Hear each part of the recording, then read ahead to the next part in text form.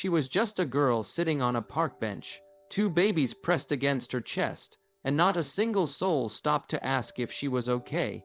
People passed her like she didn't even exist. Some looked at her, but no one really saw her until one man stepped out of a black car he wasn't supposed to be driving that day and walked straight toward the broken stranger the world had already forgotten.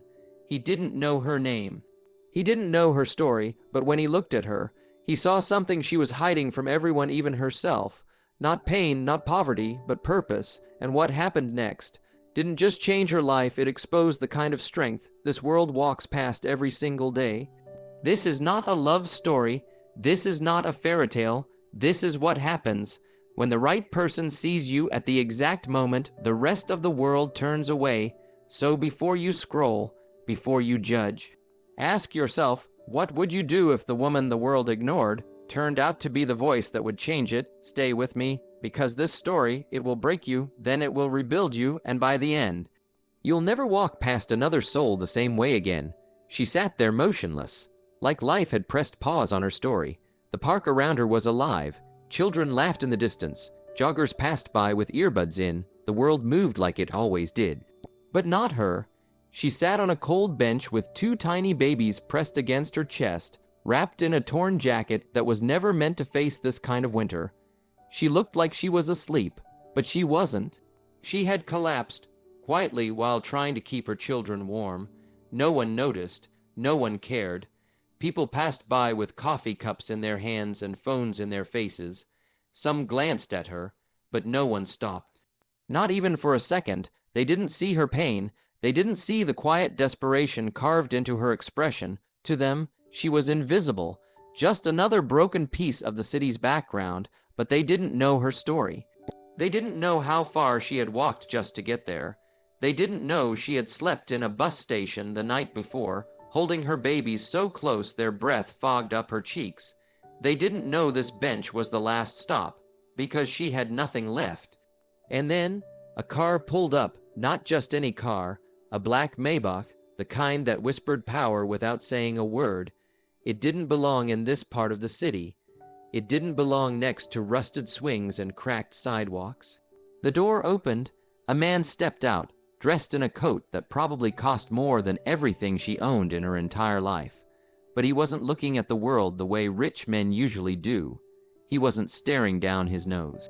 He was scanning the park like he was looking for something, and then he saw her. He didn't hesitate. He walked straight toward her like fate had drawn a line from his heart to her bench, and for the first time that day, someone stopped. He knelt down slowly. The babies were breathing, but barely. She was cold, shivering, faint pulses, tears frozen to her skin. The billionaire looked at her, and something shattered inside him, because what he saw wasn't just a homeless woman and two babies. He saw his mother, 30 years ago, sitting on a bus stop bench in a small town, holding him. She had once looked just like this, defeated, but still trying. The billionaire's name was Marcus Hale. You've seen his face on magazines. The world calls him ruthless, driven, untouchable. But the world didn't know his story either. They didn't know he came from nothing. They didn't know his first bed was a homeless shelter floor. They didn't know the only reason he survived was because someone, stopped for his mother. Now it was his turn. He took off his coat and wrapped it around her. He signaled his driver. The babies whimpered. She stirred. Her lips trembled. Please. She whispered, barely audible, don't take my babies. Marcus knelt lower. His voice was soft, calm, grounded. I'm not here to take them, he said. I'm here to help you keep them. She passed out again. The next scene was a world away. Marble floors, a roaring fireplace, silk sheets. Warmth. She woke up slowly, unsure if it was a dream. She expected fluorescent lights, white hospital walls, cold stairs. Instead, she heard classical music playing softly from a speaker in the ceiling. She felt heat, real heat. Her babies were next to her, swaddled in fresh blankets, sleeping peacefully for the first time in days. A nurse entered the room, not a hospital nurse, a private one. You're safe, she said gently. You're in Mr. Hale's home. The girl blinked. Why? Why would he help me? The nurse smiled. Because once someone helped him too. Marcus Hale stood silently outside the room. He had seen the worst of humanity on his way to the top.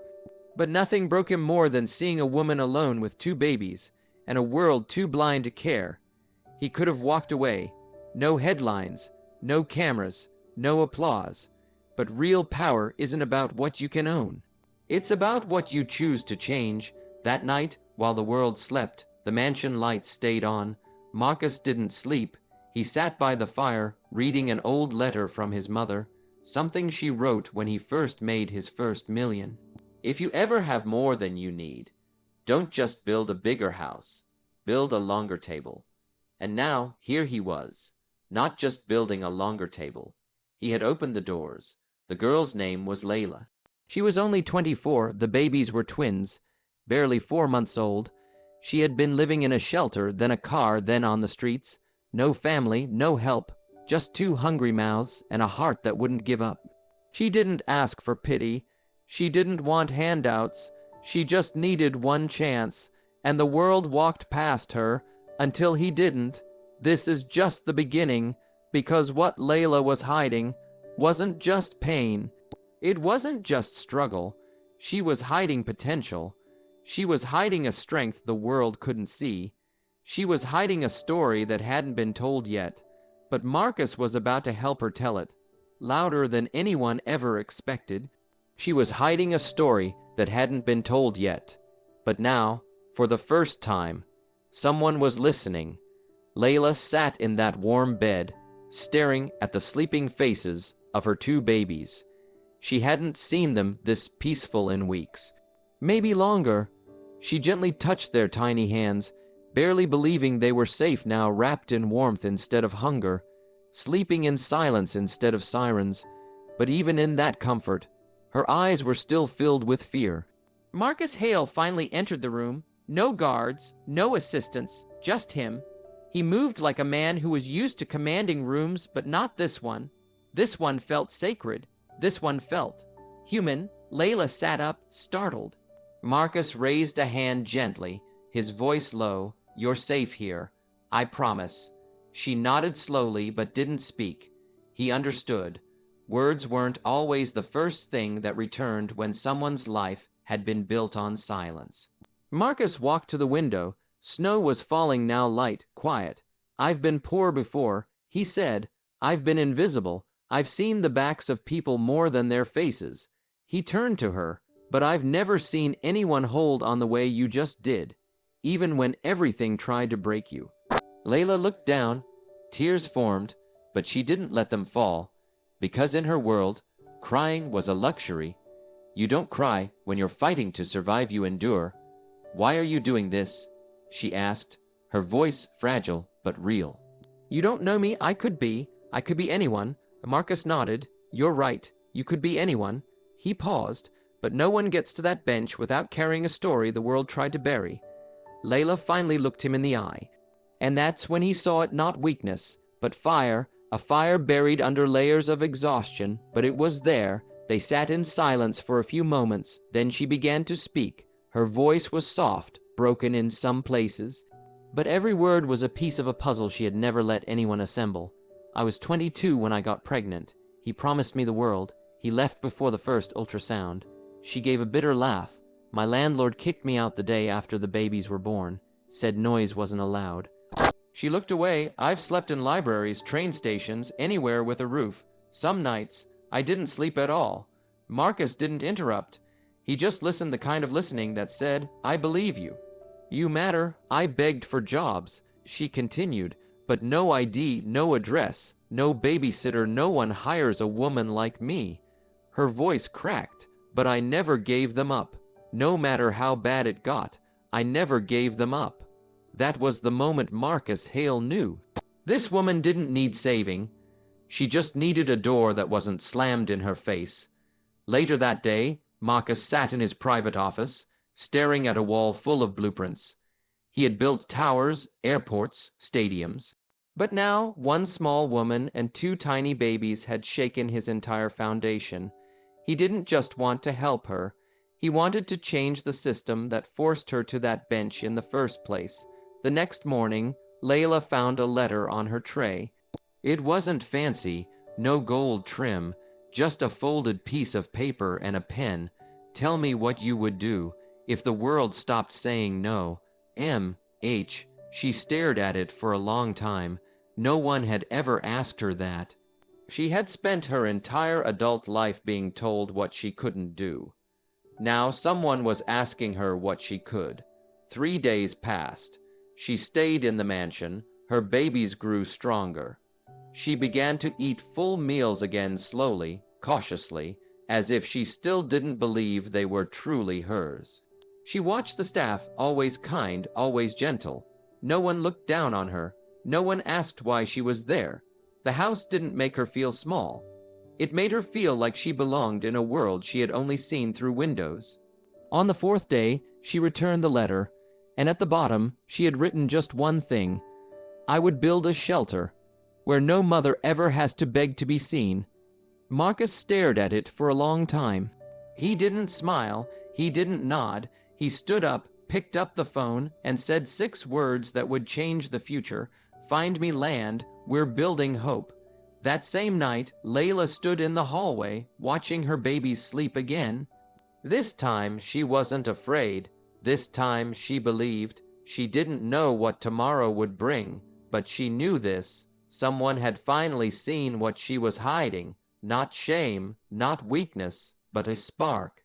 A will, a purpose forged in pain, and for the first time in her life, she wasn't just surviving, she was beginning.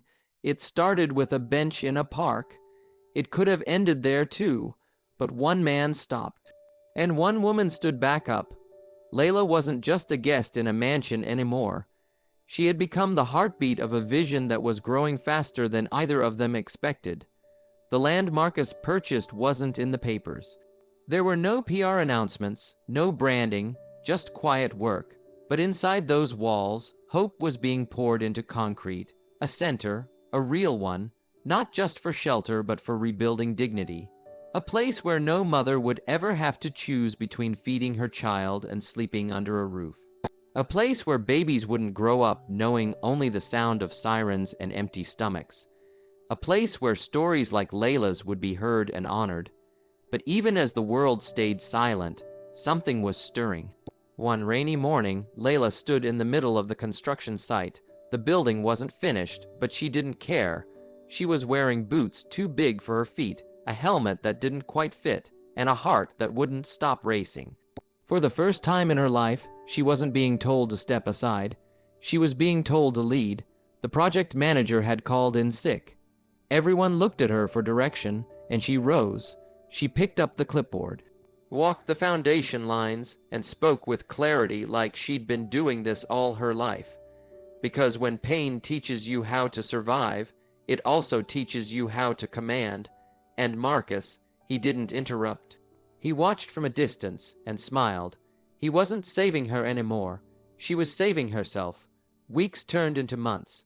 The mansion wasn't her home forever, it wasn't meant to be, but it was the bridge she needed. Layla eventually moved into a small apartment just 2 blocks from the shelter site. She didn't want luxury. She wanted real. She took courses online, learned how to manage a nonprofit, started building a team all women like her. Survivors, fighters, voices that had been ignored until now. Together, they created something rare, a home made of second chances, a place where failure wasn't judged, it was understood, where crying babies weren't a nuisance, they were a reason to keep going. Then, one day it happened. A young journalist, broke and hungry for a real story, stumbled across the project. He visited the site, took some photos, interviewed Layla, and when the article was published with the headline, "She was homeless with twins, now she's building a home for thousands," it went viral. Millions read it, tears were shed, hearts were shaken, people started asking questions. Who is she? Why didn't anyone help her before? How many other Laylas are out there? Suddenly, the world wanted to know her story. TV crews lined up outside the shelter gates, celebrities tweeted, volunteers poured in, donations flooded. Even politicians who once ignored the cries of mothers like Layla came begging for photo ops.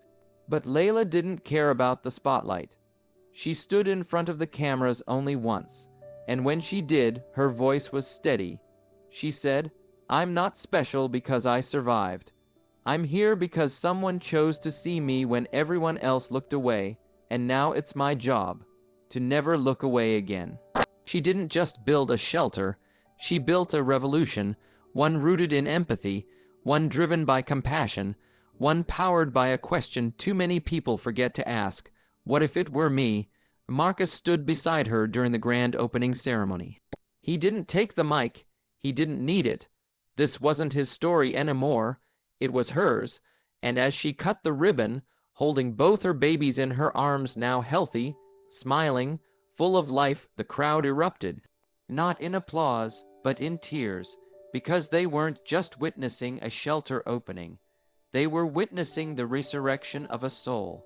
Today, Layla's foundation has opened 5 more centers across the country. And counting. Thousands of mothers are off the streets. Thousands of children now sleep in warm beds. Thousands of futures rewritten because one woman decided that the world didn't get to define her worth.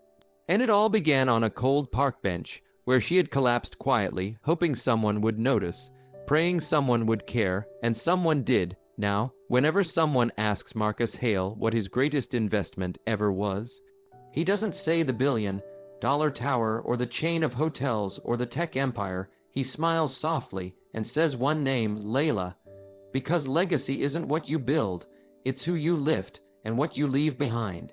When no one's watching, she was once invisible. Now the world listens when she speaks. She was once forgotten. Now her name opens doors for others, and the babies who once whimpered against her chest. They now run through the halls of the very shelter their mother built, living proof that love, when given a chance, can change the course of generations.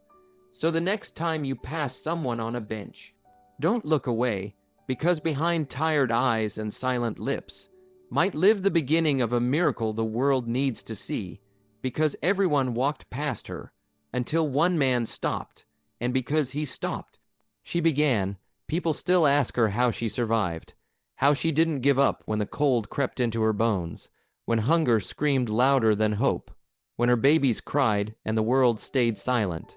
She never says much. She doesn't need to.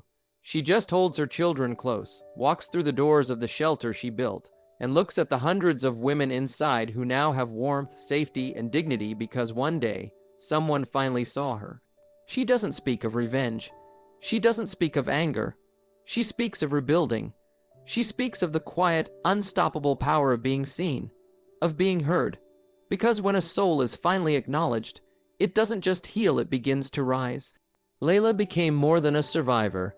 She became a voice for the unseen, a lighthouse for the lost, a reminder that sometimes one small act of compassion can echo across generations. And Marcus, he never asked for credit, never stepped into the spotlight. He just kept watching quietly, proudly, as the woman he once found fainted on a park bench transformed into a movement, not just for herself, but for every woman who had ever been told, "You're not enough," because she was enough. She always had been. She just needed the world to stop and look. Years later, a statue stands at the entrance of that first shelter. It's not of a billionaire. It's not even of Layla. It's a bronze sculpture of a mother holding 2 children, seated on a park bench, her face tired, but defiant, and beneath it, carved into the stone, are the words Layla once whispered to herself on her darkest day. "If the world won't open a door for me, I'll build one." So if you're watching this right now, if you feel like no one sees you, if you're carrying more than your heart can hold, if your dreams are buried beneath survival, don't give up, because maybe today, someone will stop. Maybe today, someone will see what you're hiding, or maybe, just maybe, you are the one the world is waiting for, to stop, to see, to lift, and to prove once and for all that even the forgotten can change the world.